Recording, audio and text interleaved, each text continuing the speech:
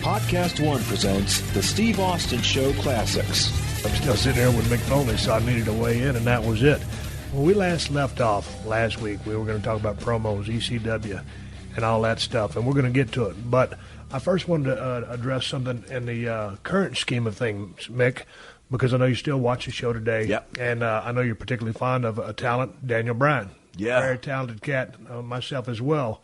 Love what he does inside the squared circle.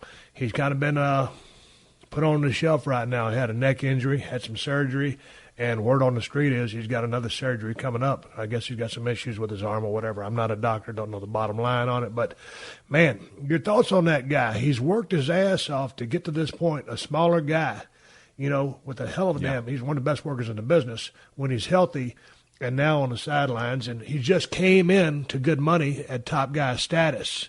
You know anything about his condition? What are your thoughts? Because you were very vocal when they were kind of had him on the – they were teeter-tottering. What do we do with this guy? Is he over on the internet or is he over? And I was thinking the kid's over. The kid's over. You were too. So you were behind the Daniel Bryan cause. I Pull was. the trigger on him. Put the belt on him at Mania. Let's go. And I don't know for a fact that my opinion, changed anybody else's, but I know they were reading everything that I wrote. That was the one time, and we were talking about last week, I didn't complain about every paycheck. It was a rarity. It was regular enough that they knew that there would be a phone call if I got something I thought was light. But I very rarely weigh in on content. I especially when I was a paid ambassador, and by and large, I did enjoy the product. Like if I wrote a post, the famous tweet was following the Royal Rumble was, and I don't even remember writing it. I know it's mine. Right. I don't remember what I was thinking when I sent out. Does at WWE hate its own fans? I've never been so disgusted after a PPV. And apparently I was voicing what was on a lot of people's minds because my son said, Dad, you know how many retweets you got? Not to turn this into a tech fest, but Go ahead. The most I'd ever gotten was when the King had the heart attack on live TV, and I'd sent out a very earnest prayer, and I got about 2,500 retweets. And I thought that was probably in the territory. And he goes, no, 16,000. Wow. I went up, I think, to like 25,000. Like I was in Justin Bieber territory all of a sudden. Because I was echoing what was on a lot of people's minds, and probably on the minds of a lot of the guys, too, who, weren't in a position to say anything. And I also, I reached out to the three guys that I thought had been most grievously harmed that night, and that was Ziggler, Punk, and Daniel. I'm a glass half full guy. So the glass half full is that my kids looked on in amazement as these top guys in the company got back to me within like minutes, and they're like, Dad, like, why do they respond so quickly to you? And I said, you don't know? And he said, no. I said, because I'm Mick fucking Foley. Boom! You see what I did there? Stole it, man. Inside joke between me and Mick. God damn it, kid. Last week it was Cactus fucking Jack. This week is Mick fucking Foley. But I was real adamant about it. I love the product, right? Right. I know. Hey, but see, here's the thing. My time has come and gone. Yours has too. Yeah. But I still reserve the right to voice my opinion and be passionate about the product because I care about today's guys and gals, and I care about the system. Yeah. So I'm not bitter at all, but I am passionate, and I still love the business. So I want to voice my concerns. I just don't, and you don't. We don't want to come off as craggy, bitter, just mad at the world. Yeah. Because we're not. No. The glass is half full. Some of it's damn near full, in my opinion. Even I'm going through a strained period with WWE, and I'm seriously looking at it like this is a moment. This is How strained is it? What's strained? Pretty strained. Y'all pull a hamstring?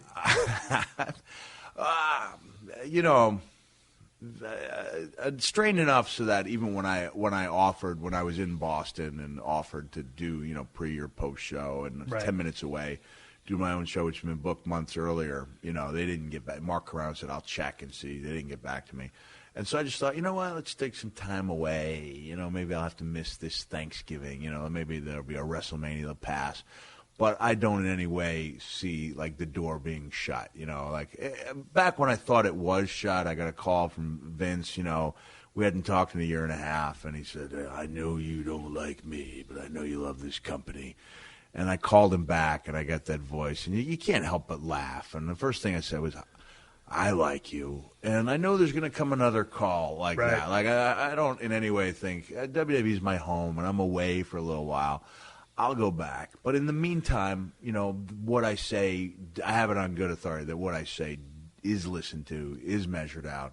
That night in question, you know, I told, I didn't have Daniel's cell. So I conveniently reached out to Bree. You know, it's funny because so you had Bree's cell, but not Daniel's. That makes total sense. It's his wife. But she's a great. When you can pop Mick Foley, you can pop anybody. I should just ask her for Daniel's number. You know, I guess I could. See what he did, folks? The kid stole it. But I you know, the Daniel Bryan Kane thing, hug it out, began as a rib on Daniel because he's not a hugger. You know, like even you and I, we bro it out a little bit. But you'll see Daniel, and specifically, like the divas will go up and extend a hand. And I asked him, and he goes, I don't hug. And then I'm watching TV a couple months later, and he's doing this thing that's based around two guys hugging each other. Like, it's a rib, you know. Right. It's a rib on Daniel that ended up being big money and catapulted him, put, another just great year under Kane's belt. And so I said to Bree, I said, I know Daniel's not a hugger, but if I was here, I told her I'm going to reach out, to the three people, Hunter, Stephanie, Vince, and tell them how wrong this whole thing is. And then I texted her back and I said, I just got a cell phone, didn't really know the ins and outs of it, didn't know copying and pasting. And I said, I know Daniel's not a hugger, but tell him if I was there, I'd give him a big hug and tell him how messed up this whole thing is. And then I handed the phone to my son to try to do the copying and pasting. He goes, Dad, you just sent that to Vince McMahon. And I hadn't texted Vince in about a year. So my first text to Vince was, I'd give Daniel Bryan a hug. And my second text was, oops.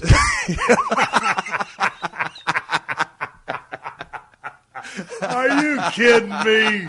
No, I swear to you. Jesus Christ. I may even, while we talk, I'll see if I still have that on the Foley You're a record. Moron.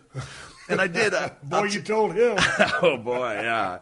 I did reach out to Hunter, and I reached out to Stephanie. Hunter got back to me, and he said, Mick, as an author, you should know not to judge a book, until the story's over. Yeah. And the funny thing about Stephanie, and I've known Stephanie, since she was, a teenager in college. Yeah, when we first got there, you got there. She told me the story of how we first met. It was the night of the cell. And now it can be told because Pat Patterson has revealed it on Legends House. Legends House. Pat had a longtime partner who passed away that night. And Stephanie remembers being, I think, 19 or 20 years old. This is after my cell match. Francois kind of patched me together. I hobble over before the world's most awkward run-in on your match.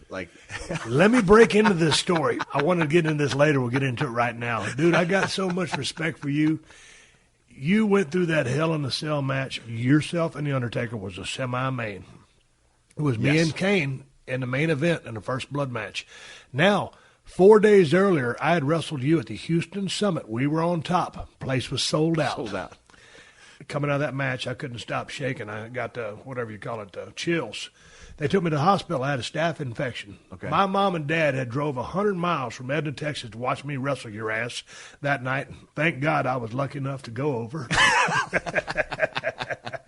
And these days, as we speak now, Joel Osteen's packing them in every Sunday night doing his ministry gimmick over there. But anyway, you and me working on top.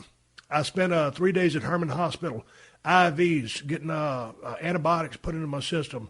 My elbow was swollen up. Badass staph infection. Had to wrestle you in a pay-per-view. Hell in a Cell. First Blood match. And, man, you and Undertaker went out there and just ripped it up. And a great story, great bumps. Just y'all stole the show from us. Yeah, well, you can't follow that. But my point is, after all the devastation you had sustained in that match, here you come. And I always tell his people, I say, here comes that stupid-ass Jack running out because you got to take a stunner. And I meant that with respect. Yeah. I here appreciate comes Jack running out there, kind of sideways like John Wayne, like a crab. And all the stuff, I mean, dude, those bumps you took, that one where you almost drove your head in the mat, had you turned your shoulder, it was just a fluke that you didn't get killed. But here you come after all that bullshit that you had just went through, all those bumps, the thumbtacks, to take a stunner from my ass for me to feed into the chair to get the color from a taker. But I'll never forget that. Now, y'all stole the show, hands down, more power to you. But I just respected the shit out of you for running down and taking a stunner. And we got to get back to your story. In retrospect, that's probably one of those things that we should have changed. Yeah. I'm pretty sure they went to you and got, Steve, given what Mick's been through, like, we're not going to send him back out. I think everyone would have been understanding of that. But you know what? You're so right, but we didn't think like that back then. No, and we didn't. And I've mentioned, this was more last year's show. I was talking about the irony. Professional wrestling is, it's the sport that, most people there are wrestling fans that go to my shows. I say everybody's been mocked or derided a time or two for watching that fake sport, the show business sport. I said, but, you walk up to the most ardent MMA enthusiast and say, hey, man, does your sport continue when one of the participants is no longer conscious? Yeah. His mind does. Yeah. And then, the fun of it is, like, you can play with the words 100 different ways, and I'll do it like, we didn't stop matches. And if I'm feeling good, we didn't stop matches. We bought time. The idea. And you can almost picture Vince behind the curtain going, buy him some time. Yeah.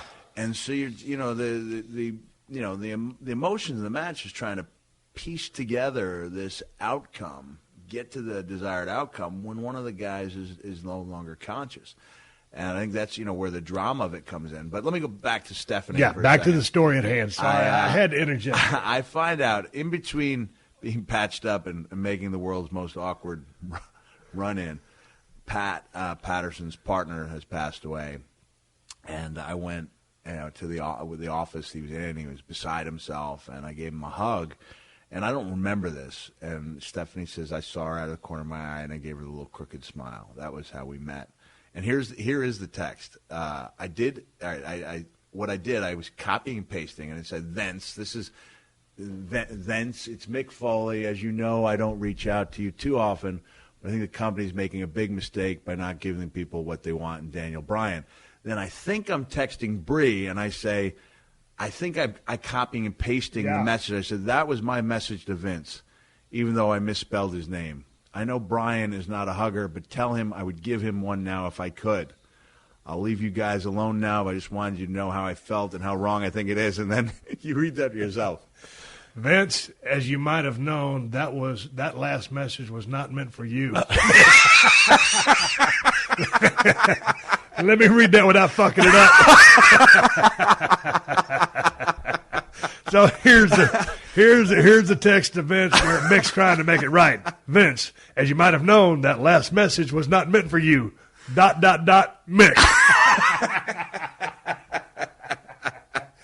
Dude, this is the kind of shit when you and me and Brian Pillman were traveling. It was ridiculous. When we started off this podcast last week, I left off. I wanted to start talking about promos, but since we're talking about the current situation, we just talking about I Daniel never gave Bryan. an answer about Daniel. Yeah, I know. I'm waiting to hear it. You keep putting me off. Here's a kid. I mean, I remember going to him because at one point he was contemplating leaving the wrestling business to join the Peace Corps.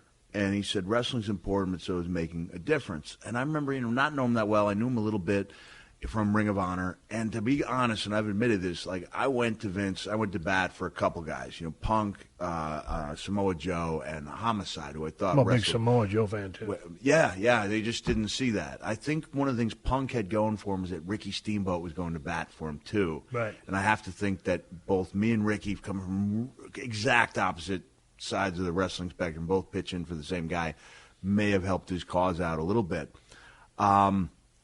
But Daniel was a guy, Brian Danielson was a guy, I knew he was a great talent. I didn't see him as a WWE guy, so I missed the boat on him. I wouldn't have predicted that for him. But he's a good, he's a really good. I don't want a young man. He's a good guy. Good dude. He's got a good heart. And I went up to him and I said, I heard you were contemplating, leaving the business, to make a difference. And I said, if I can suggest something, try to get as far as you can in this business and then go out and make a bigger difference. And I wouldn't be surprised, knowing the way that he lives, if the money that he did make in that short run on top, and knowing that his wife is not someone who needs a lot, that breathes. It was funny because even when I couldn't tell them apart physically, I knew that one of them, I knew there was vast differences between the two of them. And when I reach out, I said, just make sure he's okay. The business will roll on. They'll find a way to make it work, but you only get that one shot. I hope he comes back, but I hope he doesn't come back until he's fully healed. And I think that spot will still be there. I mean, he's going to have to fight for it. Going to have to fight for it, but then also just the crowd moving along as it has. Sometimes just the window can slide closed a little bit. Steve, one thing sometimes I'll drive down the road and I'll wonder, why was that window so open for me? You have J.J. Dillon. I call him J.J. effing Dillon in my book, which is really out of frustration towards Vince, because J.J. was the guy who would get on the phone with me once a year and in less than 20 seconds tell me the company wasn't looking for talent. And then I'd turn on Raw and I'd see Mantar and and I was like, what are you saying, Mantar wasn't a great gimmick? And JJ, he phrased it particularly well, in that it was almost like he. And this is when JJ was running talent relations at WWF. But when he wrote his book, he said that Mick was fortunate to have been near the top of that wave, or it was like he was calling me out on the fact that I benefited from the era I was in. And that, there was this huge wave. And I just said a couple of days ago, all right, I wasn't Richie or Fonzie. And you can argue among yourselves whether you or The Rock was Rich. But you were the main guys. But everyone remembers Anson Williams, and Donnie Most because they were the sidekicks. Yeah. They never starred in their own show, but they were, but they were over because they were there with with Richie and the Fonz, and that's the way. I never saw myself as being at the top of the wave, but when that thing crashed down, it was like I didn't understand that everyone would remember that era we were in so well. But you brought in two names a while ago when we were talking Potsy about and Ralph? Daniel Bryan. No, we ain't gonna talk about those guys. You brought up Ziggler and Punk. Let's talk about Punk because he's gone. Yeah. Will he come back? Can he come back? Does he want to come back? Does he give a shit? I don't know. Everyone comes back. If there's an exception to the rule, it would be him. But the secret for Punk, and I honestly, I haven't talked to him. The last time I had an interaction with him was the night of the Rumble, and he said he might not be back, and he didn't show up. He's got to find something he loves as much as this, because it's really hard to replace. I don't know if he's got that in his life. He doesn't need to come back. He's made all the money he's ever going to need. I don't know if he's going to get the itch. You don't get to be as good as Punk was without loving it. And if you love it, there's really only one place to be. There. Yeah, there. Unless he wants to just be the guy who makes an absolute killing on the independent scene and working comic book conventions and making a handsome living that way. Interesting spot that he's in. Because are you totally fed up with the way things are being done that you remove yourself from the whole picture? Because if it's what you love, and I know he loves the business, I'm not speaking for him, I hadn't talked to him in a year. Yeah. How do you take yourself out of the equation? I did, when I got a gut full and took my ball and went home. I've talked about that a million times. So, but, Jim Ross sent me a card in the mail, and I jumped at the chance to come back and, get it while I could. You got to make hay while the sun shines. He ain't making hay right now. You can only make hay so long. I don't believe I've ever shared this. When I was about, I was making the decision to do the thing with Ambrose before the doctors stepped in and told me that I'd had my last match. And that grassroots thing was really resonating with the top guys in the company. Punk, Cena, they liked it. It was different. And Punk wanted to be a part of it. And I remember parking outside an arena and texting him. And I said, how I didn't know exactly how old he was. He was 12 years younger than me. I said, 12 years from now, do you envision yourself coming back after a 3-year layoff to do a segment that is intentionally bad, referring to me coming back to do the This Is Your Life John Cena spot? And he said, no. And I said, well, that will give you some indication of how far I've fallen from my ideals. Right. And I will always regret that I let myself, that I let myself fall that far, and that I didn't stand up and fight that one. As I get the call, it is a pretty unusual idea. And under other circumstances, if I'd been back a while, I would have been glad to have done a segment that was purposely bad. If I remember correctly, I would go out there and say, watch this, Steve. And then I would tank an interview just so you could tell me Jock Lanza's, reaction backstage. Yeah. And you come back and you go, that was awful. I know, it was a masterpiece. But my first time back to be in a segment that was intentionally bad was a real... It was a real blow to everything that I thought I had stood for. And I remember Punk, saying he wouldn't be that guy. Right. And I don't know if he's going to come back if it's less than ideal. And if he does come back, if he becomes that guy he hated, Right. If he becomes that part-time guy collecting the big check, then he gets the last laugh, but he does it at the expense of his ideals. Pretty heavy stuff for a wrestling God dang. Look, before we talk about promos, which I said we were going to talk about 20 minutes ago, you brought up one other name, Ziggler. Talented cat. Your thoughts on him? You like him, right? I do like him. I don't know. You know what, Steve? I think Dolph, it's a different world, with all the honesty on the internet, and, you kind of shoot straight with your fans. And I don't know sometimes if he knows where to draw the line between the character and the guy. And somebody said, watch at Real Mick Foley's expression. And this was at the Comic-Con probably 2 years ago. Or maybe it was a year ago. It was a year. And Dolph, they asked how you move up the card. And he goes, well, you try to work your best with this guy. You try to have the best match you get with this guy. And then maybe end up taking John Cena's 5 moves. And the expression I went was the, ooh. Yeah. It's like, don't. You do, and it's not that John's a vindictive guy, but no top guy likes to be spoken of that way. Right. And I believe you may have had an issue if one of the guys on the ladder had spoken of you that way. Well, it's true. I only had about 3 or 4 moves, not even 5. So, giving Cena credit for 5 is an incredible compliment. Yeah. So, I don't think you want to speak like that. And speaking of John, dude, that guy's had a hellacious run. And he's probably still right in the middle of it. I think he's got another 5-6 years left in him. And he's going to go down as one of the greatest champions of all time. And that's a straight-up shoot from Steve Austin. So I got nothing but respect for him. But with Ziggler, I don't really know what or who a Dolph Ziggler is. And I've talked to him at a couple of the functions and Make-A-Wish things at L.A. a couple of years ago when WWE came to town. And I like the guy. I love his work. I'd like to see him a little more physical in the ring. I'd like to see him establish a go-to hold.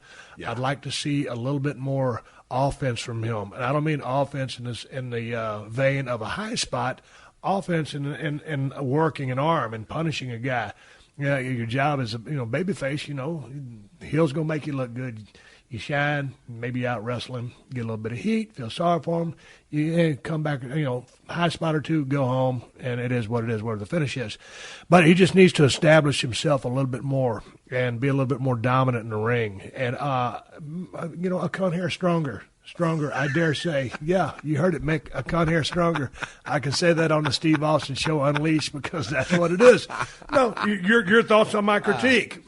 I like your viewpoint. I think as wonderful as he is in the ring, there is the sense that he is going to put on a great show every night. And I think sometimes you need to be able to suspend disbelief to where you understand you're not watching a great show. I think he would have gotten there. He was on the right road, and somebody pulled the plug. Sometimes Jack Check I call Jack Mick. I mean, Mick, right. Jack, whatever. I mean, goddamn, we've known each other for, 93, 4? 89? Well, I mean, 89, but then we started traveling together. Yeah, 90. But it's a real interesting story. I guess DDP, maybe Jake told me the story, but when Jake was brought in to WWF by Vince, and Jake's going out, he's trying to have good matches with everybody. Right? You think it's the right thing to do. Have a good match with everybody. He wasn't getting over. Finally, Vince pulls him aside and goes, "What are you doing?" Jake says, "What do you mean? Trying to have good matches." He goes, "I didn't bring you in here to get good matches out of you. I brought you in to get over." Meaning you got to get over, then go have those good matches with everybody. Yeah. Because then you can draw some money. Well, and sometimes, I mean, that's a road that I never really had to go down, and everybody finds their way a different way. And I think it's going to be from him taking more than giving more in the ring. And sometimes, I mean, it's a 50-50, a 60-40, 70-30. You can place a percentage on it. One of the most uncomfortable matches I ever had, and Sean Waltman will tell you the same thing. And they're hard matches. Is when I thought I needed to look strong to work with Hunter, and he wanted to have a good match. And it was like, I like this guy. I respect this guy. I completely understand where he's coming from, but I strongly feel like I need this. And it's really hard. It's hard to. It is if you don't have that in your personality, and I don't. I hate to be a selfish guy in the ring, but sometimes you just gotta. And sometimes you need that agent to step in and say, "You know what? Here's what we need." And this is a conversation we had last week when the weight got taken off your shoulders and mine to ride off in the sunset. Yeah. Sometimes you need that agent to just come in and say, "Look, you and I, hey, listen, Mick, we need Steve at about 70, 80% in this match." You understand? And that leaves you 20 to 30. I remember when Jerry Briscoe was there for me when I debuted the day after WrestleMania with Bob Holly. And Bob's a tough son of a gun. Yep. And Bob wanted to get his stuff in.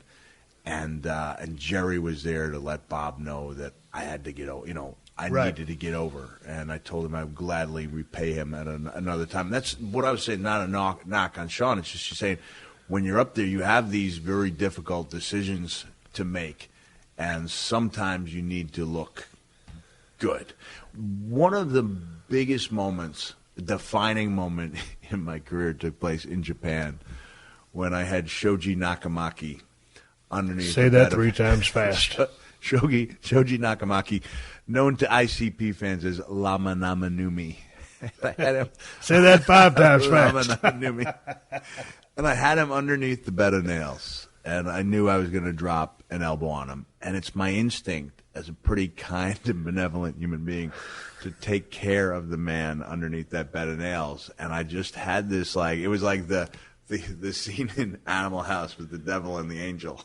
The angel is saying, don't you dare drop that elbow as hard as you can. And the devil pops up, you're going to make this son of a bitch look good. And it was like a moment, just remember, I didn't think I had a sadistic bone in my body, and I came down pretty hard with that elbow, and I heard him screaming underneath those nails. Was he screaming or just selling? He was screaming. It was caught in his head. He was trying to dig nails out of his head. And I just remember thinking, that's pretty cool. And I didn't know I had that.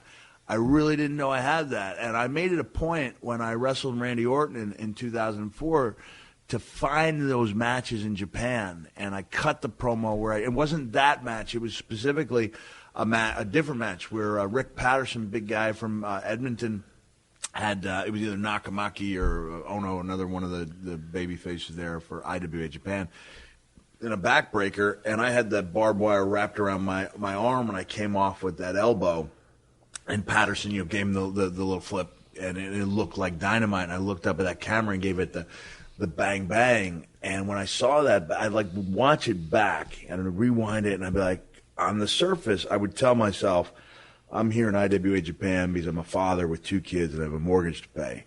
But I'd watch that back and I'd be like, there's part of me that does not hate being here. There's part of me that really thrives on being here, not just taking the punishment, but giving it out a little bit. And when I came back to WWE, I had that experience, and I knew what it felt like, and I knew what was necessary to get over. And I was able to use those lessons and that experience and to assert myself in those situations when I needed to get over, And I'm being honest, no one's got the great Mick Foley badass story. There's no stories about me taking on 8 guys in a bar, you know. But I would stand up for what I thought was right, and I would risk taking a beating for it. You know, if I thought it was right for business, I would gladly stick up for my right to look good in that ring. Can Dolph Ziggler get over? Yes. He just needs someone to believe in him and give him the chance and state the goals cleanly. If say you were in that dressing room, say for 2 weeks they make you his agent, and you spell it out to him. Right. If he's listening to this podcast, right, and it would hurt me because I like Dolph. And Dolph, like as an entertainer, Dolph goes on his off nights and does comedy, unpaid, unbilled guest sets. Like he's going to be good at everything he does, whether it's amateur wrestling and building up that stellar career or having matches that are state of the art in our business. But when my 11-year-old goes, this is a great match, but Dolph Ziggler is going to lose because he's Dolph Ziggler, there's a problem. Right. And I think if he was able, honestly, he needs somebody to be willing to put that plug back in and give him I think it's a bit more offense. I think it's establishing not just one go-to hold, but just establishing a hold. One time we were going down the road. We're going to take a break right after this. We're going to talk about promos. One more story from the road. Myself and Paul Orndorff, Mr. Wonderful, used to travel down the road in WCW for a period of time. And he had worked with Paul Roma that night. Before, I guess, they put them in a tag team together. A pretty good tag team. But anyway, there they were working a single. And Paul Roma's a very athletic guy, good drop kick, arm drag, can work. And of course, Paul Orndorff, always gets good heat, shine a guy up, just trademark, straight ahead, good hand. Yeah. Heel or baby, better as a heel. And then I tell you what, I saw him grab a damn arm bar on Paul Roma, and he just stood over him. Paul was seated. Paul Roma was seated. Paul Orndorff was standing, good deep arm bar, and just pulling on that arm, and it just represented power. It was a house show. The lights were what they were, so it was better lighting than TV. It wasn't too bright. And it really resonated with me. And so we were driving down the road, and I said, man, that's a badass match you had with Paul Roma. I said, you know what was my favorite part of the match? He goes, let me think. He went about 2 or 3 miles down the road. He was driving. He goes, it's when I had that arm bar on him. How'd he know? I said, how'd you know? He goes, this is exactly from Paul. This is exactly from Paul Orndorff's lips. He goes, because it was power. He goes, you knew I had control of him. It was power. And I said, I guess you're right, because it resonated with me, and it was just the picture of who was in control right there at that time and who was dominant. So anyway, segue out of that, we're going to take a little pause for the calls and come back and finally talk about promos. Mick, can you cut a promo? Oh, heck yeah. All right, we're coming back with Mick Foley. Talk promos, word from our sponsors. You're listening to another classic episode of The Steve Austin Show, only on PodcastOne. Hey, it's Adam Carolla from The Adam Carolla Show. BetOnline is the world's most trusted betting platform and your number one source for online betting. From the earliest odds to in-game live betting, BetOnline provides you with all the action and the ability to watch and bet on games as they happen. With the largest selection of odds on everything from football, NBA, college basketball as well. BetOnline has NHL, MMA, and championship boxing, all your betting needs in one place. Head to BetOnline today to get in on the action with America's most trusted site for online wagering. So have some fun. Make these games and these events and these combat sports a little more interesting with BetOnline. BetOnline. The game starts here.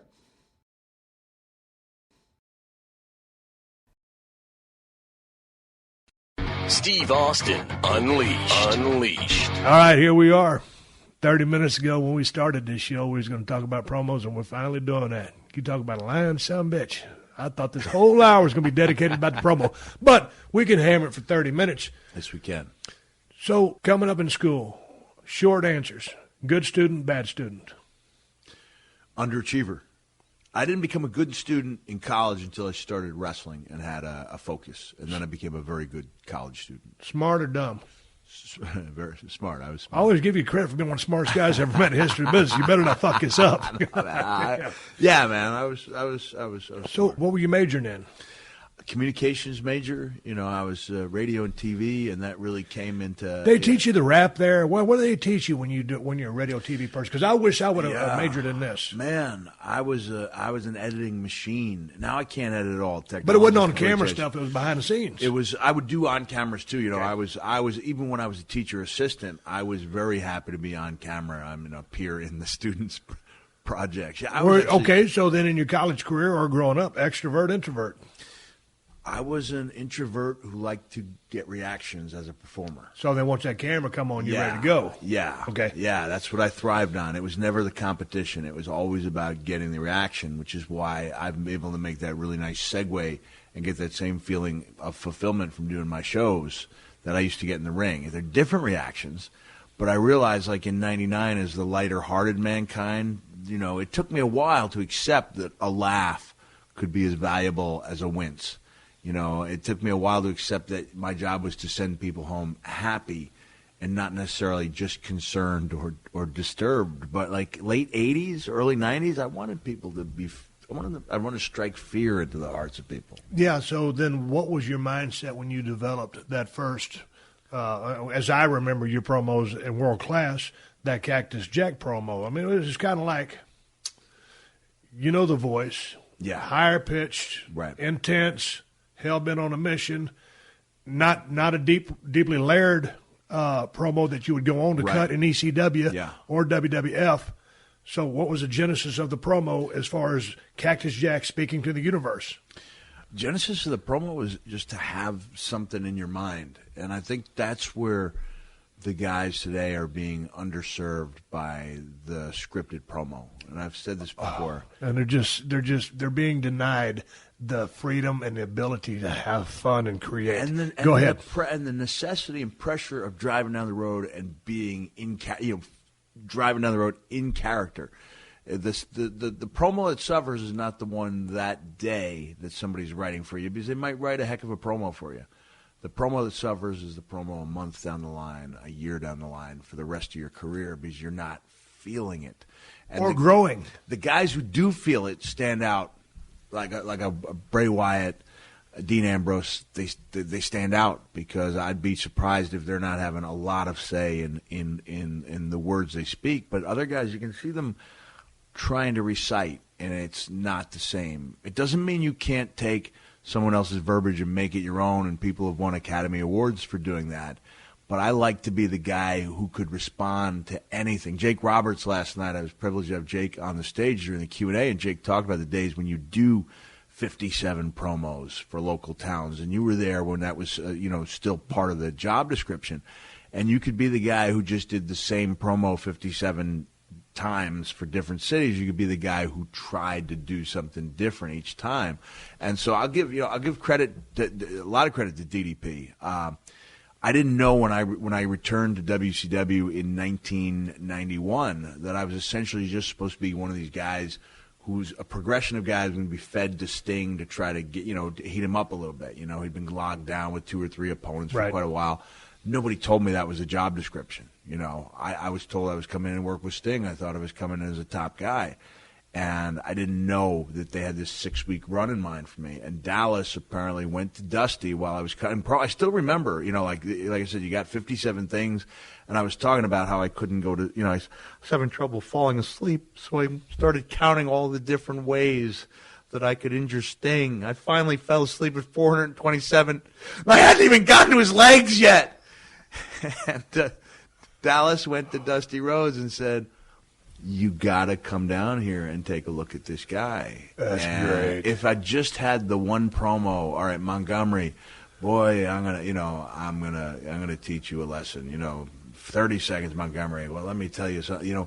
I had something in my mind, all the time thinking about these things, so that when I finally did get the chance, it was like release. And I benefited a lot from the frustration I felt, especially over the years, and especially when I got to ECW, and knew what it was like. And I always talk about that. I always say me, you, and then I throw Dustin in as well, and I say there was this, this sense of frustration that there was a glass ceiling, and they were staying up there in that top floor, and there were 3 or 4 other guys knocking and going, we'd like to know what it's like to be up there too. And then I would talk about how, because I didn't have that, I have to gauge how well my career was going by how often I was recognized at the Waffle House. And then it leads into a funny story about encountering, a guy who was taking wrestling way too seriously.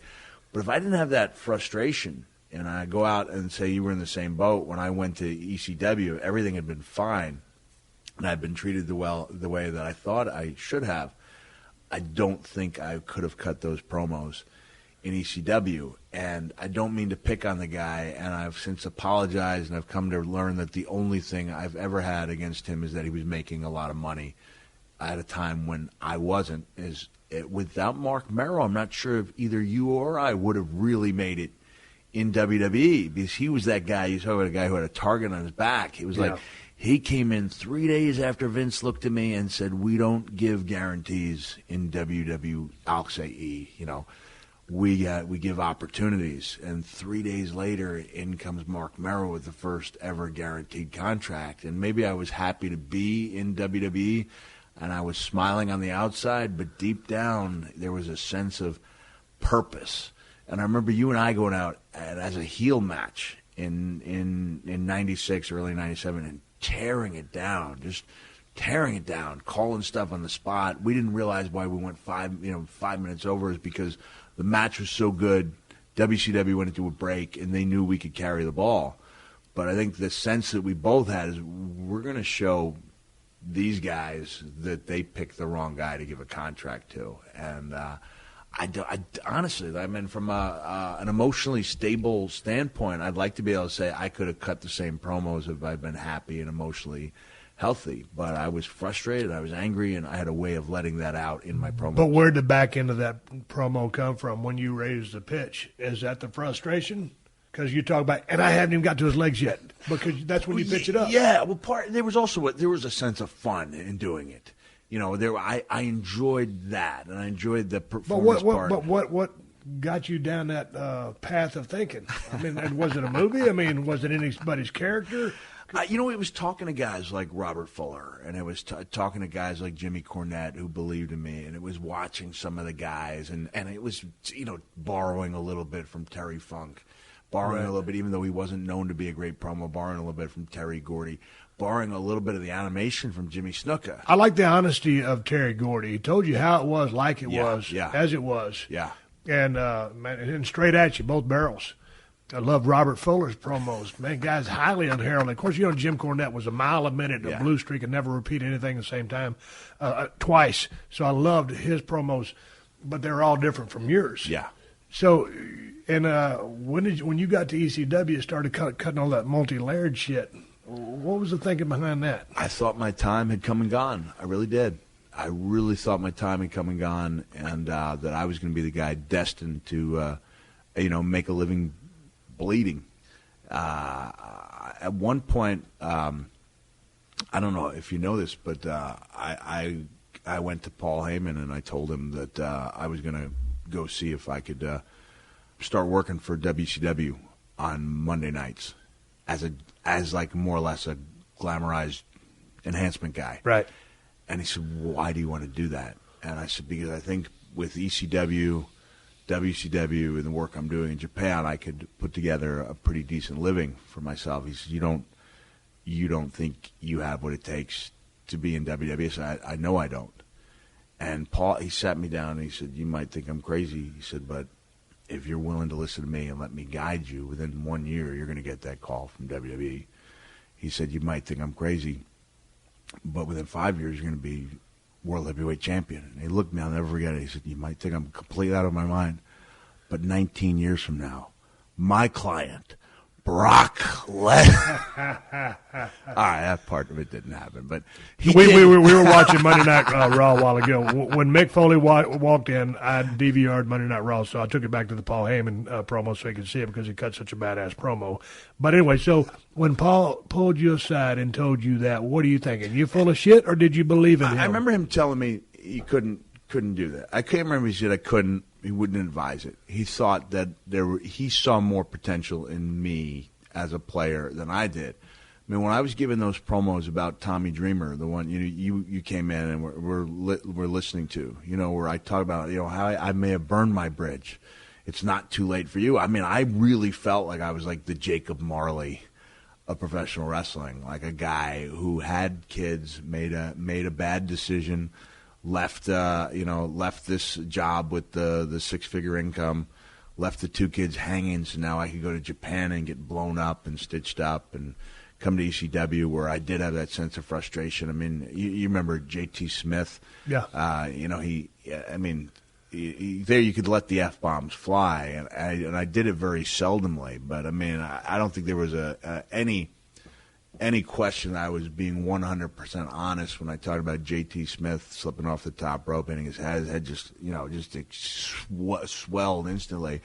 And those fans started chanting, you effed up, you effed up. And I looked at the camera and I said, you effed up? Fuck you. Who are you? Like, who? There was a sense how dare you tell us what to do? And then, any guy who left was accused of selling out. And I knew then that there wasn't going to be anybody taking up, charity drives for somebody who couldn't make his house payment. And so I definitely had this sense that, of almost desperation. I was being completely honest when I was cutting those promos about Tommy Dreamer. But in the back of my head, there was that element of hope that Paul had put in me, that, if that there was maybe something else to be said. But I always thought it was going to be another possible run. When did you know you was laying down heavy promos?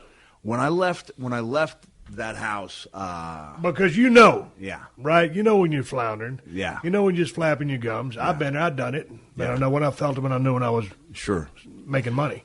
It was we went to, I think it was Ron Buffone, the cameraman, whose house we'd go to, and we'd cut the promos in the basement.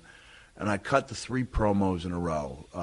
It was the Uncle Willie promo, and there was a second promo, and then the famous Kane Dewey promo. Yeah. Cut them. I had my kids and my wife. I dropped them off at the park. I came back to pick them up like an hour later, and I felt like I was like a different man. Like I'm in complete control. Like I can do this. I didn't know if I'd ever get the chance to do it on a major level again, but I realized that I was, like in, like some rare air there with the ability to. Now, how long did you think about these? I mean, because I would imagine you put a little bit of thought, but I would imagine you just going with the flow. 70%. Thought. I never wrote them down. I remember, as nice it was that Joey said I showed off my skills as a writer, I never wrote anything down. Not even a phrase. It was all going down the road. The car was always like my, my place. Think tank? Yeah, it was like my think tank. Yeah. To this day, it's the only place where I listen to music. And I'd listen to those songs, and I'd see these images, come alive in my head. And especially as I got older and realized that, the moment when I started thinking good enough was good enough, I realized I'd lost the race. That I wasn't somebody I could be proud of anymore. Like I liked being that guy, whose biggest obstacle was taking the images that were so real to me in my head and making them come to life the next night in a promo, or making them come to life in a match the next month. They were very real to me. And there was times when I had to struggle to try to translate that and bring it alive in the ring, especially given, the limited physical hand I had. And that's where, showing up to work with guys like you and guys like Taker and guys like Rock and guys like Hunter really helped, because I was able to take these ideas, share them, have somebody like a Shawn Michaels at Mind Games in '96 say, okay, I'm drained, I'm exhausted, do you have anything? Here you go. Here's 26 minutes worth of stuff I've got on my mind, and have him go, wow, not only is that great, but you're looking out for me, and you're going to try to make me look as good as you possibly can while getting over yourself, which was always the goal. So I couldn't have done it without the guys, that I had. I don't think it's exaggerating to say we had the best possible, equation there, with so many guys coming into their own at the same time. In ECW? In ECW, and then into WWE. But let's stick with ECW because Shane Douglas was laying down some heavy promos. Yeah. His tone, and he would cover material as well, but his tone, his demeanor, it was condescending and mean-spirited and dominant, and I loved his promo. It was straightforward. Yeah. Meat and potatoes, and he's a little bit arrogant. Yeah. So I really dug his promos.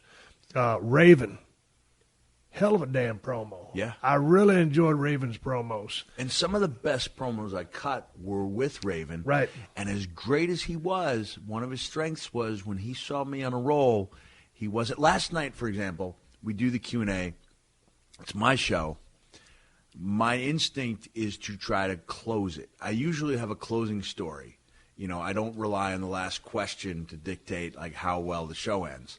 But I'm like, you know what? I've got Jake. I've got Jim. I'm going to close with a story, and then we're going to go to the Q&A, and we're just going to hope for the best. And a question comes Jake's way, and he hits it out of the park. And I'm actively thinking to myself, do I try to grab the microphone, and do I try to get a last laugh, or do I just accept that Jake is – that in the end, people are going to walk away with a huge smile on their face, and the better Jake is – the better people remember my show as being. Right. And Jake finished his story. He handed me the mic, and I said, thank you so much, everyone. And I was really proud of the fact that I didn't fight it. I just went with it, and there was no better closer. So in that respect, Raven probably did the same thing. All right, this guy's really rolling. This is part of our promo. And then he would, like, you know, I'd finish, and Raven would just hit that pose, and it would be, that's powerful. You brought up Jake Snake Roberts. Were you at the Hall of Fame this past year? I was, yeah. Yeah, we talked. Yeah. Jesus Christ, I'm an idiot. Too many steel chairs. And you got hit with more than I did. Question, you remember Jake's acceptance speech at the Hall of Fame? Yeah. Stole the show. Yeah. Jesus Christ, that was one of the best promos I've ever heard. Yeah. You remember it? Yeah. Yeah. Well, hell, we masturbate people's emotions. Yeah. Great line. But just, line. I mean, he started off, and then he pulled your heartstrings, and then he took you deep. Yeah. And it like kind of scared you a little bit, and like, God damn, it's something about half crazy. And then pulled your heartstrings some more, got some heat, and then come up. It was like, God, it was the best. I really thought it was the best Hall of Fame speech I've ever heard. It was great. At the time, it's unfortunate at the time, Warriors passed. At the time, my thought was that Jake should have gone on last because he had the best story to tell. Right. And that was why I made the little public tweet, which obviously I'm glad to say that I was asked the night before Jim or Warrior died, like, what did I think of his promo? And I said, you know what? Went back. I thought I talked about it with Brian Gewirtz. I said, there's a lot of good stuff in there. Like if you take little sections of it, it was really powerful. And I thought it was a good promo. And then I was really happy that when Warrior was out there for that last promo, that the camera panned and there was a Foley in the front row. My daughter was in the front row, and she was cheering. So she was representing me in the respect that I should have shown Warrior that night. Well, I've always said this, when they made the Destruction of the Ultimate Warrior DVD, whatever it was, there was some heat there, whatever, and it finally got washed away, and everybody was cool right there at 30. But I always thought that the Warriors promos fit him, and they were perfect for his character and his persona, and they didn't have to make sense. No. I mean, but you believe it. Here's the thing. It's like I've always said, and I've said it was with Arn, and you've probably been there. Ron Simmons can go out there and say the ABCs and scare the shit out of you, and you believe it. Because he's got that tone, and he's Ron Simmons. Everybody knows how bad he is. He's one of the sweetest guys in the world. But that's how serious you take Ron Simmons when he. Remember when he used to be the what was Farouk, and they put him in that silly light blue outfit, and he had that helmet called the Skullbuster. Well, that's what we called it. Behind it, who would know? All these years later, I got an obstacle course named the Skullbuster, but that's what we called that blue helmet. But nobody ever laughed at Ron because he was such a badass. We laughed behind this. But now if it had been you or me that wore that outfit, we'd be getting shredded. But Warriors promos fit his gimmick, and they furthered his cause. I'll give you an example. I mentioned when you talk about the promos that I leaned on, and I said Terry Funk, which everyone can understand. I said Terry Gordy, which you can't understand. But when you say Jimmy Snuka, it was like, well, Snuka was a terrible promo guy. I was like, no, he wasn't. he wasn't because you believed him. Even when I remember to this day, the cage match. Same with the Warrior, dude. Yeah, same principle. It wasn't, phonetically right. a marvelous promo, but part of the reason I hitchhiked to the Garden, I remember the promo. He goes, brother, let me tell you something about that cage. You can break a bone, and I'm talking about any part of a bone. It didn't matter that he messed it up. It was that intensity and the delivery, and you didn't get the sense that anybody was feeding him or anybody wrote down. You can break any part of a bone. Yeah. And it was like, I need to be there, and that's why I'll talk with a guy. Like I asked you earlier, how tight you were with Roddy. You don't know that well. Guys like Roddy and Dusty. Midnight Express, Rock and Roll Express, who got over everywhere, and especially the heels like Roddy, who had to talk people into a building, and Dusty largely as a baby, almost entirely as a babyface, but went and did it, year in and year out, change of scenery, still talking people into the building. It's still it's changed.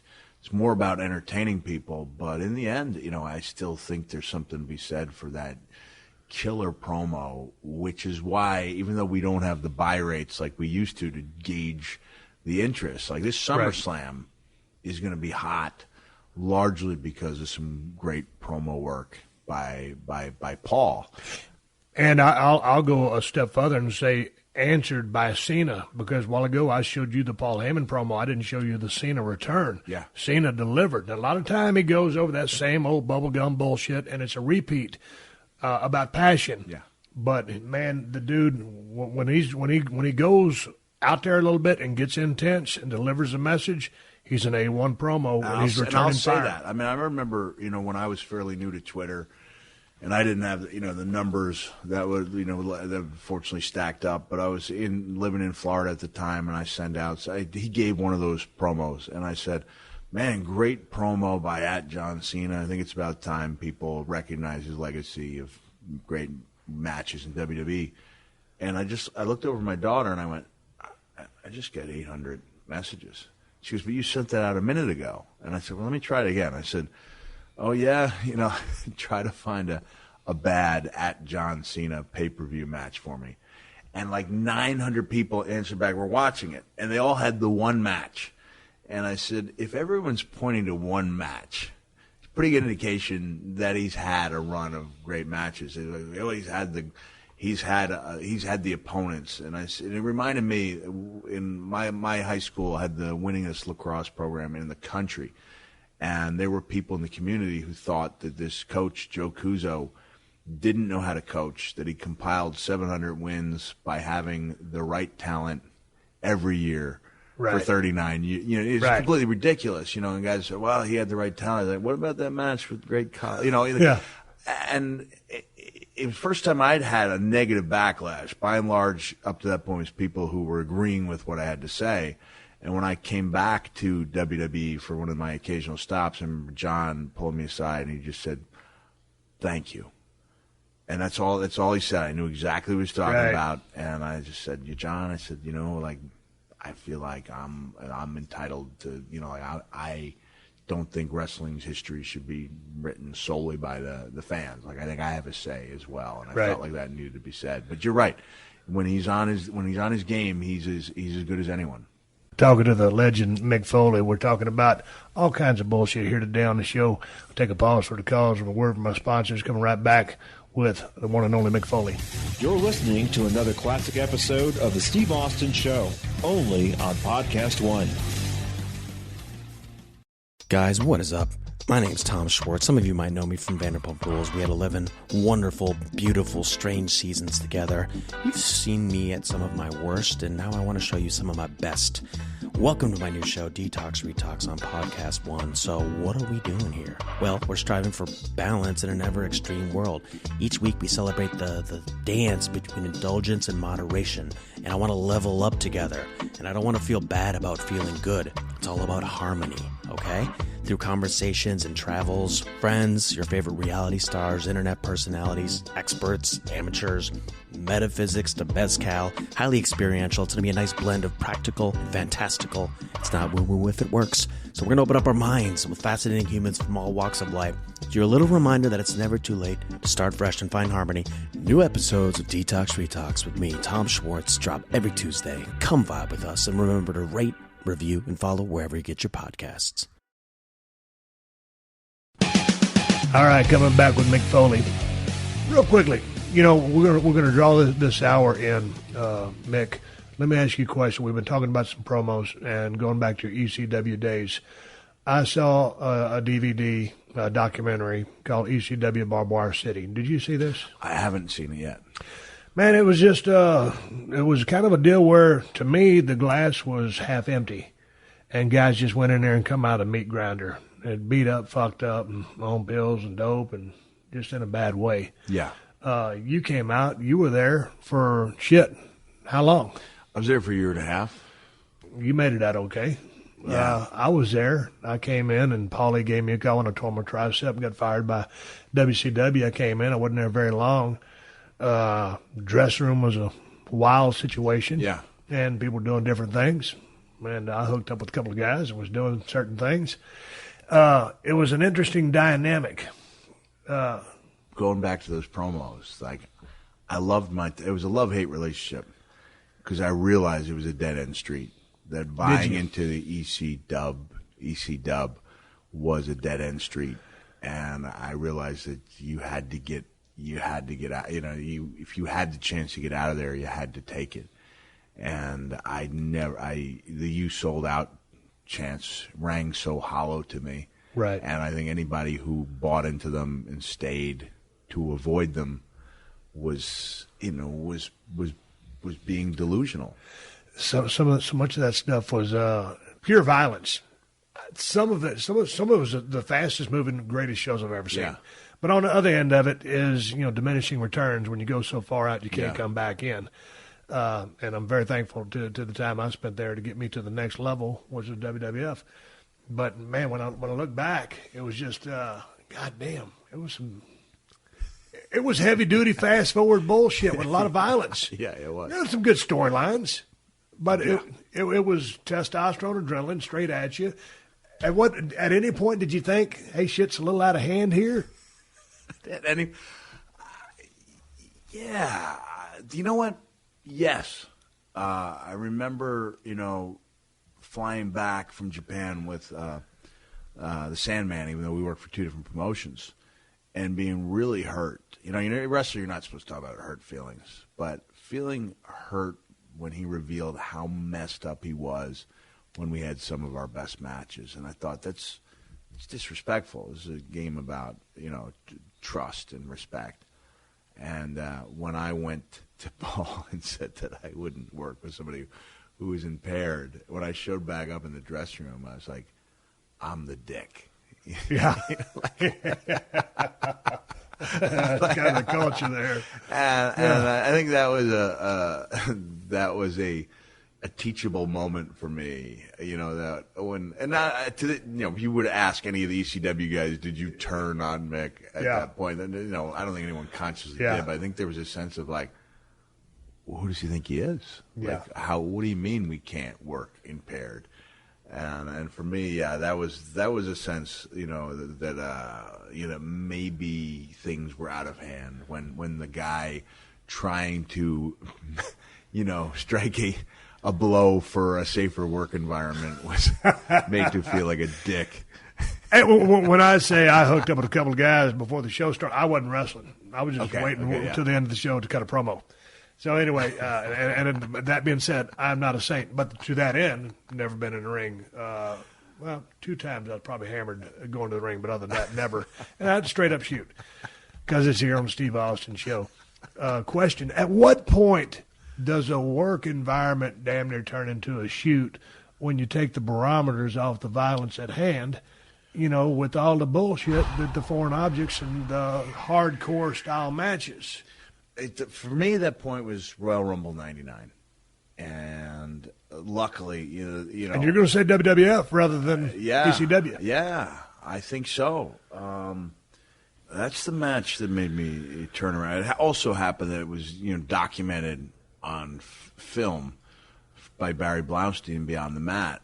And I wasn't aware of how out of hand it had gotten until I saw my children react. Like, I don't know if I would have thought it was that bad, but it was... This is the match with you and The Rock. Yeah. And it was just violent. It just got out of hand. And it was... What was your... Now, because here's the deal. You and The Rock have a match. Yeah. You get handcuffed, and he's going to hit you with about, what, 8 or 10? Five chair shots. It seemed like 100 when you were backstage watching. I was there. And, man, I watched those first couple. And, I mean, he was laying them in because he had to. Yeah. And it was agreed upon. Yeah. I didn't realize how beneficial your body's ability to give. Not taking anything away from the brutality of a chair shot, but at least when your body, you can give a little bit. I didn't understand it. It's like the Cinderella song, don't know what you got until it's gone. Once that ability was gone and my hands were cuffed behind my back and that first chair shot came and it hurt me down to my toes, like I realized this was a whole new level of pain. And my reaction to that shot was to fire up. It was a strange thing. It was a suspension of disbelief. Like I became that character in the worst possible scenario. I became Mankind, believing completely in the character with The Rock and a steel chair and my kids in the front row. And by the time we got to the agreed upon number, which was 5, I'm still in the ring. Like I'm supposed to be 2/3 of the way up the aisle. And it took 11 to get up there. And so it was agreed upon 5 and ended up being 11. Yeah, it just... Because it kept going on forever. When you said 5 a while ago, I said, dude, there's more than that. And the mindset was, at the time, he was getting ready to work with you, right? For Mania. Right. Mania 99. Rock was really... He was entertaining. He was funny. And I thought we needed to show a meaner side. Like that was my job, and I wanted to make money while I did it. I had no question about that. But I thought that's what I owed the company. That's what I owed The Rock, was to reveal that mean streak, and we did it. No question that we accomplished that, and due to a unique set of circumstances. Vince wrestling for the first time in the Rumble, Rock needing to go out and be part of that Rumble.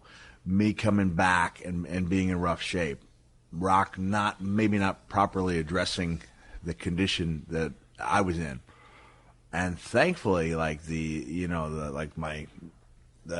angel on my shoulder turned out to be Scotty Too Hottie for alerting me that I'd been really rough on The Rock in the commentary for Beyond the Mat, and because if Rock had found that out on his own.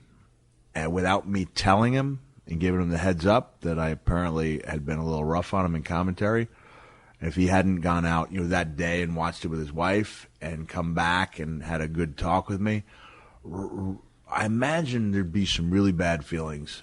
And you don't want to have bad feelings towards a guy who's doing so much better in life, than you are. What were you saying? I haven't watched it back, but I know that.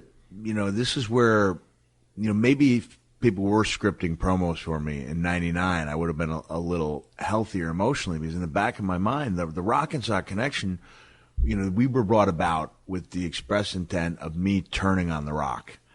And immediately my thought was, I'm going to go back to the way I felt that day in the ring, the way I felt backstage. But you keep saying Beyond the Mat. You're talking about the documentary. Documentary. I don't remember you going crazy on a documentary. It was a special edition, maybe 5 years down. Okay. I held on to this for a while. 5 years later, or whatever it was, where the case would be special director's cut with me and Jesse doing commentary, where I still can't watch it. I don't want to hear what I said, but Scotty came up to me, and I'm pretty tight with Scotty. He was like, I watched Beyond the Mat. And I went, yeah? He goes, you kind of buried The Rock. And I went, I did? Like, how bad? He was like, pretty bad. And so I went up. That's the way I like to be, is to be honest with the guy. And then he did go out like that day and got it, watched it with his wife, and he was like, you were pretty tough on me, but I could have been a little more. He was a little, he felt bad about the way he came across. And, that's the way you do things. You sit down, you talk them over. We came to a much better understanding, and we're able to much better appreciate what we had done in the ring as both partners and opponents. Well, take me through the 11 chair shots, because, dude, watching that shit backstage was brutal. And then when I watched, Beyond the Mat, your kids are shrieking on camera, and they're covering their eyes. Yeah. I mean, it broke my heart. It did mine, too. I remember Barry Blaustein telling me, he was like, I need for you to watch this. I said, what do you mean? From my vantage point, by the time I got back, it was my daughter going, Daddy, it looks like you have a boo-boo. And I said, yeah, honey, Daddy's got a little boo-boo. And she said, Daddy, that looks like a big boo-boo. And on the film, I go, yeah, it is a big. They were completely composed by the time I saw them. I had no idea how upset they'd been. And after all this time, like, the strangest thing to me is that I thought it'd be perfectly fine, like, for them to watch me get stitched up. Like, that wasn't a question mark in my head. And so it was about that time, late 1999. This is given that I was, en route, on course to make more money than I ever had, with the couple of years coming up. And, man, that guilt weighed so heavily on my, on my conscience, and combined with the knee problems I was having and the short-term memory problems. When I went to Vince and told him, told him what was up from a health standpoint, he said to me, "You just had your last match." This is at a point, fast forward to October '99. Al Snow and I just won the tag team championship. I had a book that was either at number 3 or number 1 on the New York Times list, and I've just had my last match, which I would have had it not been for the Steve Austin neck injury. And that happened in November. Was it November '99? Yeah. And so there was this gaping hole in the roster. And, fortunately, for the sake of, closure and finances, there was that big hole and an opening for a guy to have a couple last matches and go out the way that I wanted to with Triple H. But I saw you kids at WrestleMania 30. When they look back now, I mean, and I can't believe, dude. I mean, it's been so long. Yeah. How old is Noel? Noel's 20. How old is Dewey? Dewey's 22. Okay, now those are the two that I remember. I know you have two more kids. Yeah. But so now when this conversation comes up, how do they reflect on that? What do they remember about it? Are they okay? Did it scar them? Well, kids are resilient. They bounce back. I knew you were going to say that. I knew you was going to say Go that. John Go Candy to on, patented answer, yeah.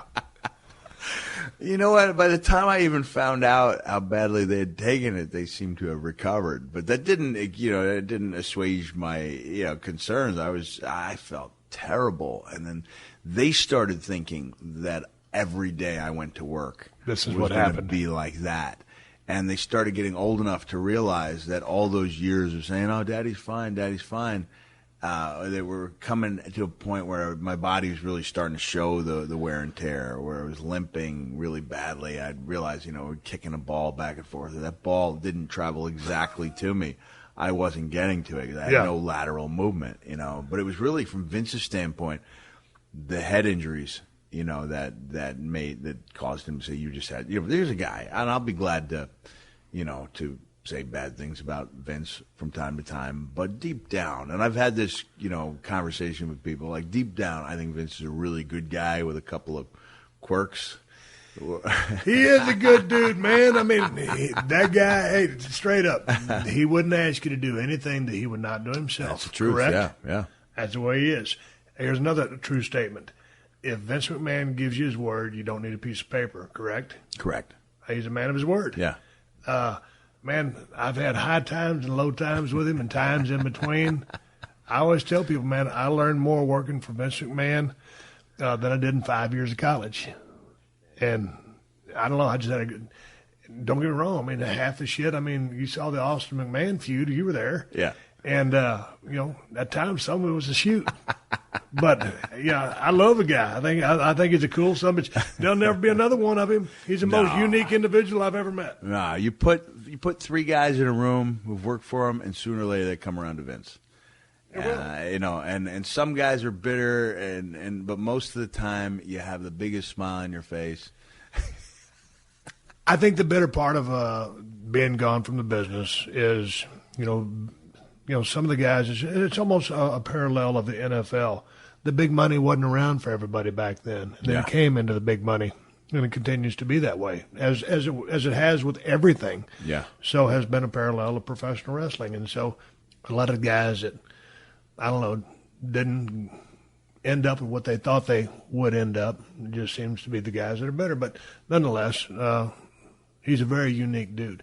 Hey, dude, let's shut this thing down and save a lot more for round 3. Can I just close by saying, Jimmy crack corn, and I don't care. Jimmy crack corn, and I don't care. Jimmy crack corn, and I don't care. I've got Olympic gold. You had to go down there. You know what? This is the Steve Austin Show. I'm going to call it audible. Bonus with Mick Foley. This sorry son of a bitch. Where did you and me first meet? Okay, I know we met in Dallas. Yeah, okay, Dallas, but when did we decide we were going to start traveling together? Man, I think, 90. I came back in 91, and, I was with Abdullah. I was with Abdullah the Butcher for a while. I think it was after Abdullah left, and sometime in the winter of '92, and that was when me, you, and DDP started hooking up and creating some memories. Me, you, and Regal, for some good. But trips my point is, we always got along, and then all these years later, and then you and I end up in WWF, as you say, E. So there we are.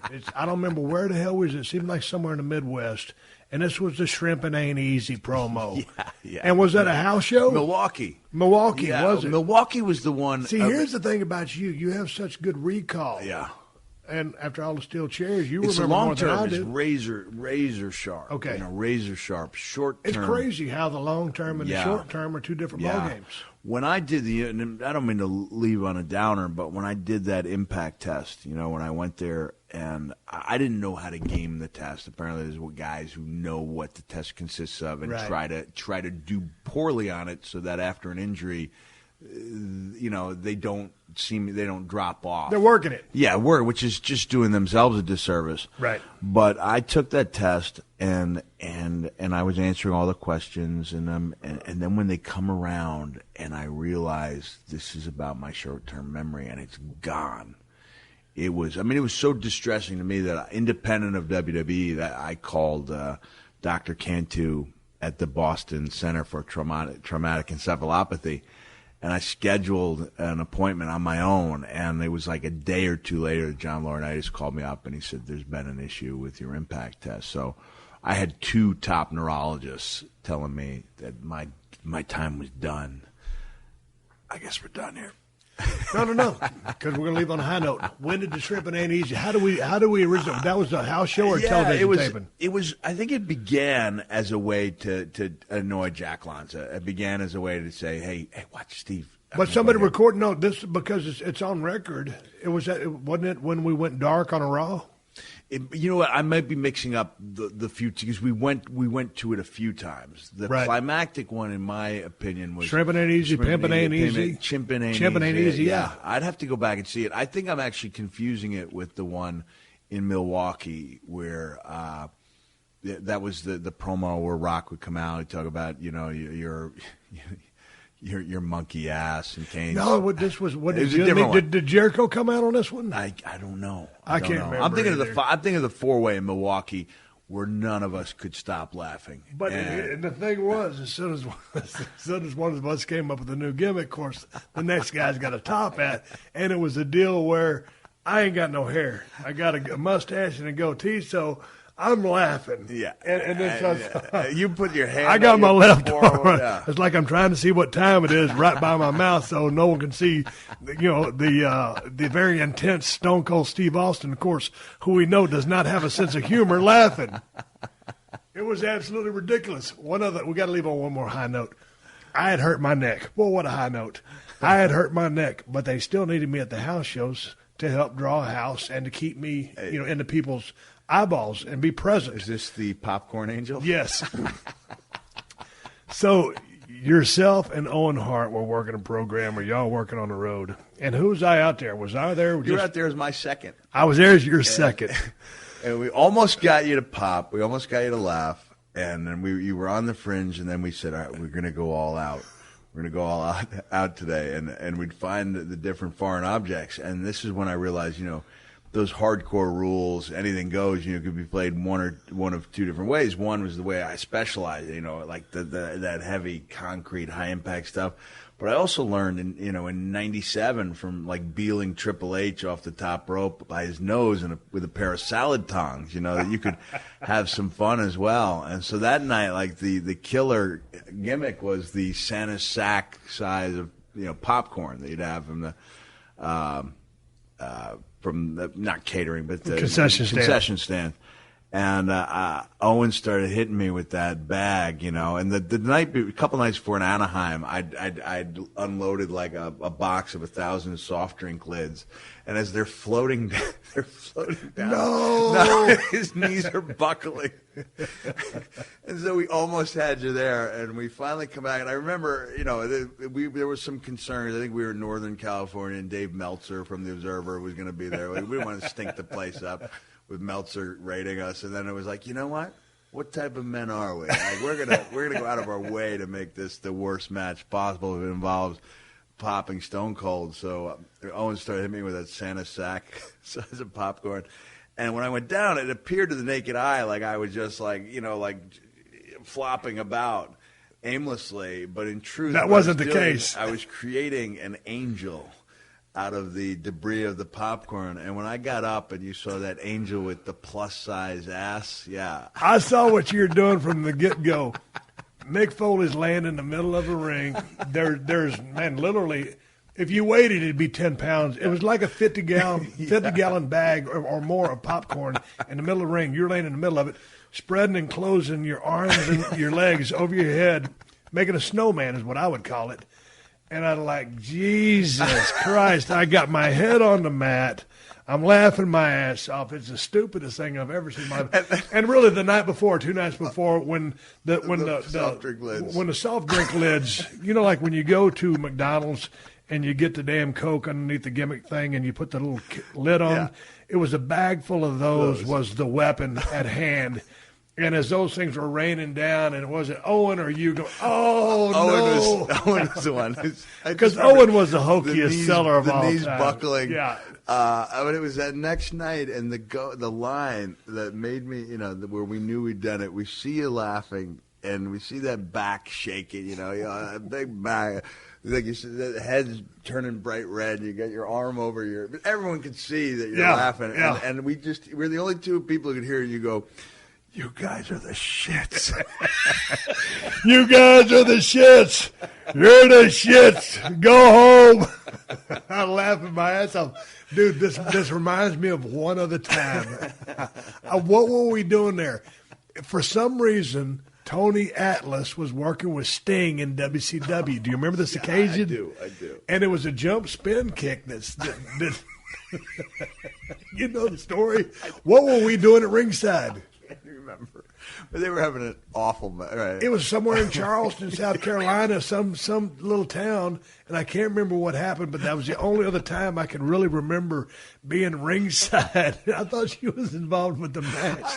I didn't remember. I think we were just watching from afar, and Sting, Hall of Fame wrestler. Yeah, and I don't know Sting very well, but I love him to death and respect him. Sting needed someone. He needed some substance to bring out the best in him. Yeah.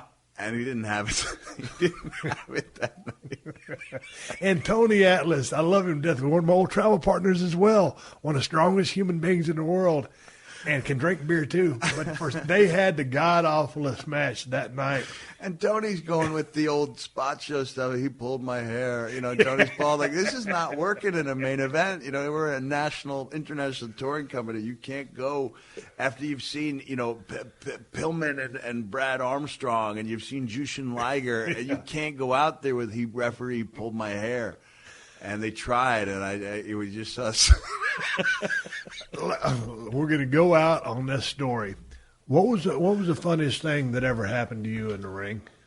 your entire career as a performer? I'm going back. This is the Milwaukee story that I mixed up. It was that, and I don't know if I can properly and especially given that Rock is now Hercules, it's difficult to think of him in this way.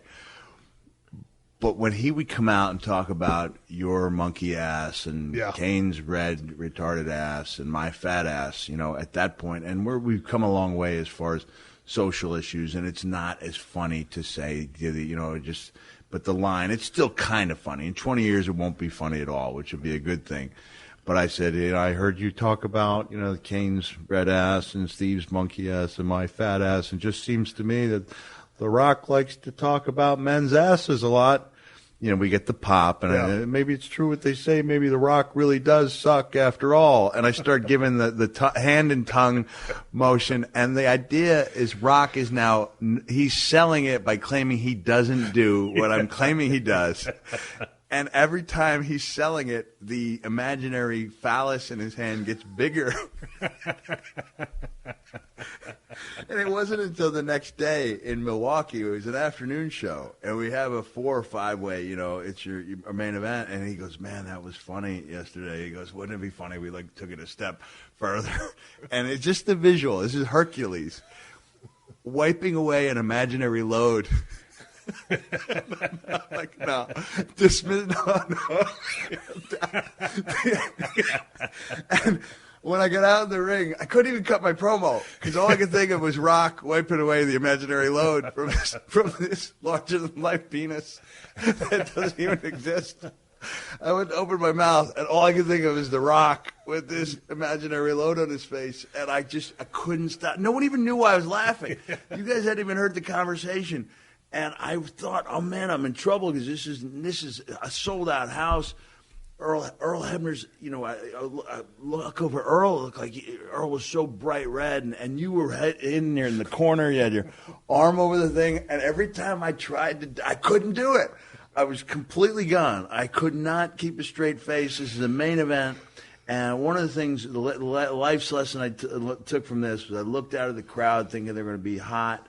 And they were laughing just as hard as we were. They didn't know why we were laughing, but they just knew that the guys in the ring were really, loved what they did. Yeah. It was nice to see that human side. I can't remember a thing about the match, and I apologize to The Rock because there was no actual evidence. No, it was all comedy back in the day. Oh, geez, he's the biggest movie star in the world. I remember one time, this is my last story. They just opened up that brand new building in Dallas, American Airlines Arena. Yeah. I got the phone call. They opened a new building in Dallas. Want you and The Rock on top. Oh, shit, that sounds good to me. Call him. So there we go. Go to Dallas, Texas. Main event goes to the ring. Boy, we jump started. All of a sudden, I back Rock into the corner and start teeing off on him. He's about to go do a movie or something, but, so I was missing him by a mile. And I threw about 6-7 hard ones. I spin me around. He spun me around, started throwing. He missed me by a mile, about 6-7 shots. I looked at him and said, God damn, one of us got to hit one another. Sooner or later, we're going to kill this son of a bitch right off the bat. It was the shits. Oh. We had a great time. Anyway, hey, I'm sitting here talking to Mick Foley. This was the second part of a two-part gimmick here on the Steve Austin Show. We're all over the page because I've known this guy forever. To cover everything in a chronological fashion would be a disservice to the time that we've spent together and the fact that I'm not a bona fide journalist. Mick Foley will return to the area soon or whenever he does, and we will pick up right where we left off. Good Lord willing, the creek don't rise, and then he wants to come back on the show. Hell, you might have had a shitty time. No, we've been talking about it for a long time. We knew it was something we had to do live, couldn't do it by phone, and I'm glad we held out, and I hope, this lived up to people's lofty expectations. The way, I got into starting doing this podcast thing, Mick, and I talked to a lot of people on the phone. I Skype with people, and sometimes there's a little bit of lag time there on that Skype, and when that sound hits your earphones, it's a little bit of a clusterfuck. And I knew with our background, I just didn't want a phone call with you. You want it to be as good as it can possibly be. Yeah. And I'd love that with everybody, but that's just not the case. And Jim Ross, my buddy, is doing a hell of a job down there in Norman, Oklahoma. His show drops every Wednesday. It's the Ross Report. I know you did his show a while back. Yeah. So, anyway, just a plug to @JR's Barbecue on Twitter. Speaking of Twitter, I'm talking to @Real Mick Foley. Yes, there's the fake one out there. Don't follow that son of a bitch.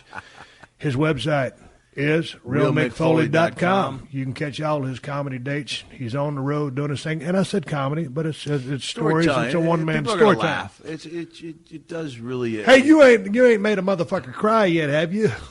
At your show? No, I mean embarrassing them? No, just cry. Because your show was so bad. No, your show's about a good time. And yeah, it is. People leave. Not necessarily a one-man stand-up act. Yeah. There was a guy talking to me about laughs per minute, and I look at laughs like pops in the ring. It's not about how many you get. It's the way people feel when they walk out of that building. If they got a huge smile on their face. And I think I got a really good big smile ratio, And so the stuff I say is not going to be as laugh-out-loud funny as top comics, but it's good. It's good storytelling. No, but see, here's the deal, dude. Let me cut you off. I mean, what you're saying is just like going to Japan, whether it's New Japan or All Japan. You've been there. Yeah. All of a sudden, you're in the back. It's your first time over there. You watch Justin Liger and Eddie Guerrero go out there and mix it up. You're like, how do I follow that? Yeah. Well, you just go out there and do your thing. So that's what you're doing. You don't try to be Sam Kinison or try to be Andrew Dice Clay or Eddie Murphy, some of those cats. You're doing your thing. Doing my thing, and people like it. Everyone's got unique stories. I'm pretty sure in a couple of years there could be some other guys wading in, and I think it's a pretty big canvas. We can all leave our own imprint on there. I just love it, man. And it just going back to what we talked about last week, it makes me feel like I used to feel in the ring without the physical fallout. What do you do after a show, dude? You back in your car, because I know you do the autograph thing afterwards, but is there that same adrenaline rush?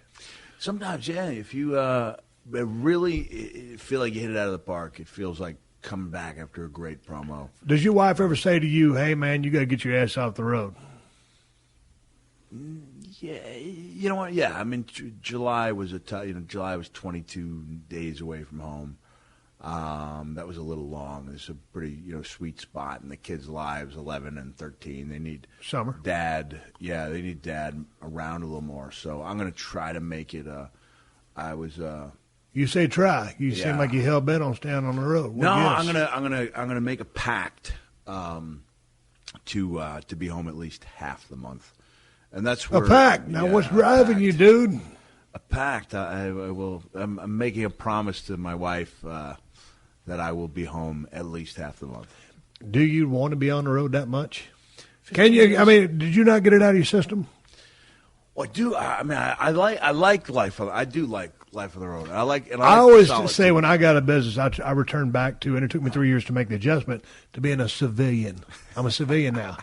Can you not return to civilian status? I wrote about this in 2007 in Hardcore Diaries. It's like the Bob Ziegler song. He wants to live like a young man with the wisdom of an old man. He wants his home in security. He wants to live like a sailor at sea. And then Bob's this beautiful loser. You realize you can't have it all. It's like, but I kind of can. I can go out there. I can do my thing. I can have my fun. I can make my money. I go home, and it's quality time. That's one thing. I remember Jake Roberts gave me a book called The 60-Minute Father about maximizing your time when you're home. So, I mean, when I'm home, I'm pretty good. I'm pretty good. We spend a lot of time. The new documentary, I Am Santa Claus, will be dropping in theaters and on DVDs right around Thanksgiving. And one of the things I'm really thankful about is that my son, Huey, is in it quite a bit, and my son, Mickey, a little bit as well. It's kind of like they're beyond the mat, like their experience with their dad, but doing something so much more peaceful and serene. It's interesting because next time you come back, as I sit here in my little office at 316 Gimmick Street in Los Angeles, California, Mick Foley's got a green shirt with Santa Clauses all over it. I want to understand what your infatuation is with Christmas. But before we go, one last story. When you got inducted into the WWE Hall of Fame, right? How satisfying was that to you? Did that validate everything that you'd done because you'd had as many naysayers that you did that you were just a big bump guy? Did you have a chip on your shoulder? Was there something to prove? Was it just a deep down satisfaction for you as your contributions to the business that you and I love? I always had this sense that I wouldn't let anyone define my career by whether or not I was inducted into a Hall of Fame. At the end of the day, it's Vince's, decision. And I even said, like, I would tell them, I would say, well, if it's a big deal to my kids, I guess I would. And the game changer for me was the day that I got a call from Kevin Dunn, and I was working for TNA at the time, and Kevin asked me how I would feel about WWE mentioning my book on their show, which is like unheard of, Yeah. And so I went in and we watched that show together. I didn't tell my kids they were thinking about mentioning it. And the moment that they mentioned that Michael Cole and the King mentioned the book, like, it was a moment I changed my mind and said, if I'm asked, I'll go in. No conditions, no I go on last, no conditions at all. Oddly, like, up until a day or two before the Hall of Fame induction, it had been brought to my attention that my TV time might be cut for Donald Trump. And I let that get to me. Like, I let things get to me about every 6 months, to the point where I called up my daughter and told her I didn't want anyone coming. I didn't want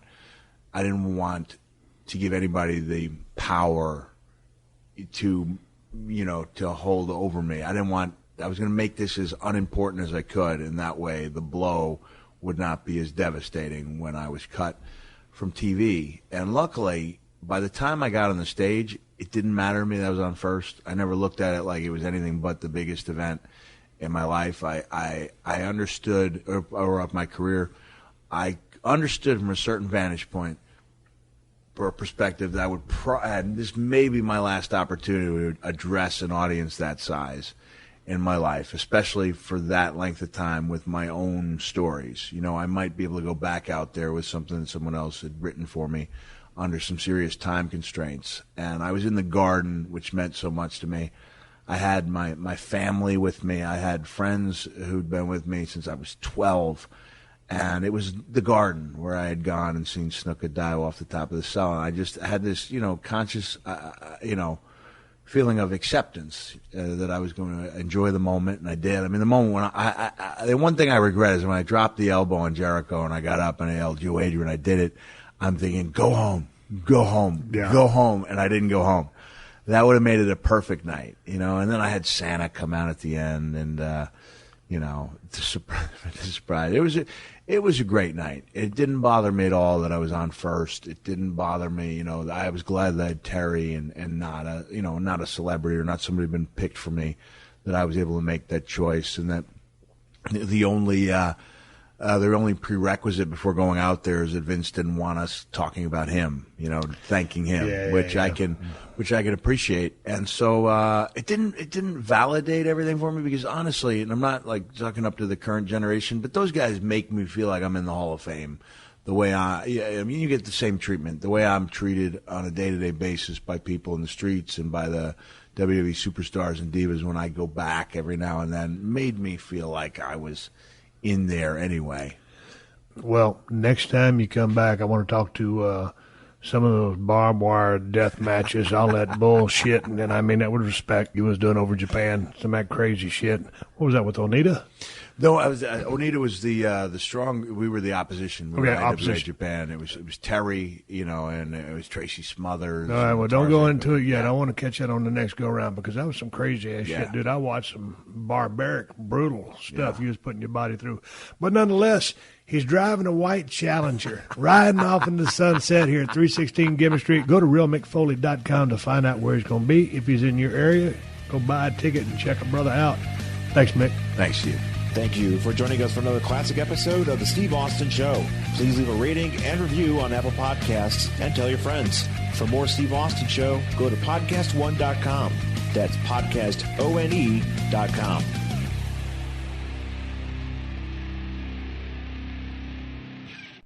This summer, Pluto TV is exploding with thousands of free movies. Summer of Cinema is here.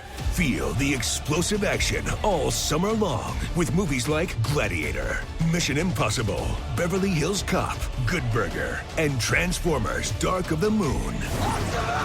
Bring the action with you and stream for free from all your favorite devices. Pluto TV. Stream now. Pay never.